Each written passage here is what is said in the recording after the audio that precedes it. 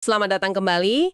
Kali ini kita coba merangkum ya semua ide besar dari sumber Anda, The Art of Impossible. Iya, betul. Fokus kita ke bab 23, All Together Now. Nah, ini kayak menyatukan semua kepingan puzzle gitu ya. Motivasi, belajar, kreativitas, flow, semuanya jadi satu kerangka kerja praktis. Tepat sekali. Anggap aja ini semacam checklist pribadi buat Anda yang mau mulai mendekati hal yang tadinya kelihatan mustahil. Oke, dan pesan utamanya, kalau saya nggak salah tangkap, performa puncak itu bukan sulap ya? Sama sekali bukan. Ini soal penerapan strategi yang konsisten. Dan yang menarik, kerangka ini dirancang supaya biologi tubuh kita, hormon, energi, itu mendukung bukan malah melawan kita. Wah, menarik tuh. Gimana caranya? Apa urutan dan jadwal itu kuncinya? Persis, itu intinya. Kita akan lihat detailnya. Sip, oke. Mari kita bedah kerangkanya. Penulis ini kan menekankan banget soal urutan ya. Katanya harus mulai dari mengapa. Betul. Fondasinya itu motivasi intrinsik. Jadi, langkah pertamanya, gali dulu rasa ingin tahu Anda, curiosity itu. Biarkan itu berkembang jadi passion, jadi sesuatu yang Anda benar-benar suka lakukan.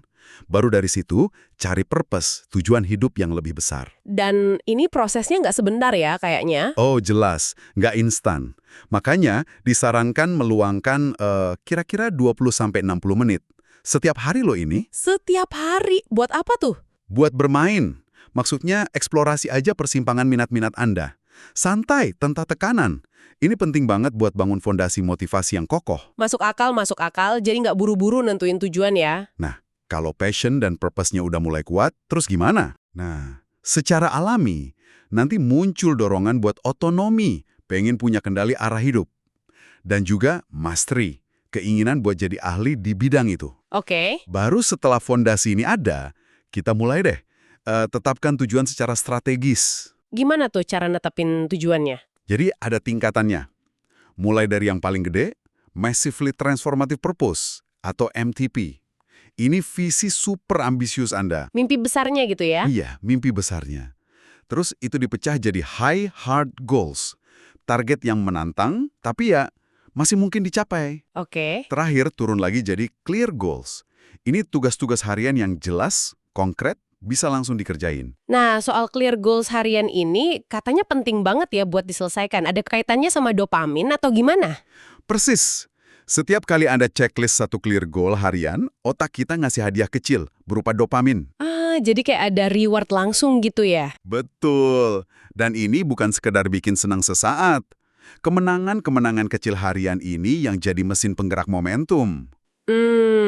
Tumpukan dopamin dari tugas selesai. Apalagi kalau beberapa tugas itu bikin kita masuk kondisi flow. Oh iya, kondisi fokus total itu ya? Nah, itu dia. Kombinasi itu bikin kita lebih mungkin buat konsisten secara biologis. Kuncinya yaitu, tentukan target harian yang realistis buat Anda. Jangan terlalu banyak, jangan terlalu sedikit. Oke. Jadi urutan motivasi udah, tujuan strategis udah dipecah-pecah, lalu soal prakteknya sehari-hari. Tadi disebut ada praktek harian dan mingguan yang non-negotiable. Waduh, kedengarannya intens banget. Ada 7 harian dan 6 mingguan. Hehe, ya, memang kalau disebutin semua kelihatannya banyak ya di awal. Apa aja tuh contohnya? Yang harian dulu deh. Yang harian itu misalnya 90-120 menit fokus tanpa gangguan sama sekali. Terus 20-30 menit buat eksplorasi passion tadi. Ada juga praktek syukur, mindfulness, terus meninjau dan selesaikan target harian, ngomong positif ke diri sendiri, positif self-talk, sama latihan mendengar aktif. Wow, oke. Itu yang harian. Kalau yang mingguan? Mingguan ada latihan fisik, idealnya 3 kali seminggu, 60 menit. Kalau bisa cari yang ada tantangan kognitifnya juga. Terus pemulihan aktif, kayak sauna atau yoga ringan, 3 kali seminggu juga, 20-40 menit. Pemulihan aktif tuh penting ya ternyata. Banget. Lalu ada lagi, sekali seminggu luangkan waktu buat melatih kelemahan atau ambil resiko kecil, sekitar 30-60 menit. Cari feedback juga, sekali seminggu. Dan terakhir, jaga hubungan sosial, total sekitar 120 menit seminggu. Waduh, 7 harian plus 6 mingguan, jujur kedengaran kayak, wah, banyak banget ya. Gimana caranya biar orang bisa realistis jalanin ini tanpa malah jadi stres sendiri, apalagi buat yang baru mulai? Nah, pertanyaan bagus banget. Penulisnya juga mikirin itu. Makanya disarankan pakai strategi stacking. Stacking? Apa tuh? Jadi, menumpuk atau menggabungkan beberapa praktik sekaligus biar efisien. Misalnya nih, Anda lagi latihan fisik yang agak berat kan? Nah, sambil latihan fisik itu, Anda bisa sekalian melatih grit, ketahanan mental Anda. Oh, digabung gitu ya? Iya. Atau pas lagi sesi pemulihan aktif, misalnya di sauna, Anda bisa pakai waktu itu buat latihan mindfulness. Atau sambil baca buku yang agak berat buat melatih otak ngenalin pola. Jadi kebiasaan ini saling dukung, gak jadi beban tambahan baru. Ah, oke. Jadi diakalin gitu ya, biar lebih manageable. Betul. Dan selalu cari cara buat masukin pemicu flow di setiap aktivitas. Cari kebaruan, kompleksitas, tantangan yang pas, yang sedikit di atas kemampuan Anda saat ini. Sip. Jadi intinya, semua balik lagi ke konsistensi ya. Nggak ada jalan pintas ajaib, tapi ya lakuin hal-hal ini rutin, dikit-dikit tiap hari. Itu yang bikin hasil. Kayak efek bunga majemuk yang sering disebut di buku ini. Tepat sekali. Itu dia intinya.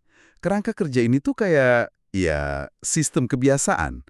Sistem yang dibangun berdasarkan cara kerja biologi kita buat bantu mencapai tujuan besar Anda. Jadi bukan trik, tapi jalan yang terstruktur. Dan potensinya itu tadi, wow banget ya. Produktivitas naik 500%, kreativitas 600%, belajar 50% lebih cepat. Angka-angka ini kedengarannya gila juga ya. Iya, memang fantastis angkanya.